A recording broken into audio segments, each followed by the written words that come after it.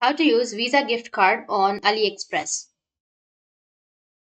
So if you want to use Visa gift card on Aliexpress, then first you need to go with Aliexpress. Open up your browser and then search for aliexpress.com and go with the website. Once you're here, then you need to go with sign in and register. Make sure to sign into your Aliexpress account. Select your account that you would like to sign in. Go with continue. Once you've signed in, now you just need simply go with the top right, which has that account option. Under account, you need to go with payment.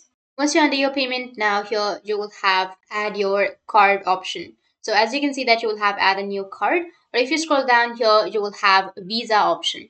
So that means that you can use your Visa gift card on your AliExpress. So you just need simply go with add a new card and enter your card number. Here you will have all of the cards that are available on AliExpress that AliExpress will allow you to add. So in these cards, you will also have the Visa card. So you just need simply enter your Visa card number, the name on your card, the month, the year, your CVV number, and then save. And after that, while checking out, you can use this Visa card to get a discount. That's how you can use a Visa gift card on AliExpress. And if you have any questions, feel free to comment below. Thanks for watching.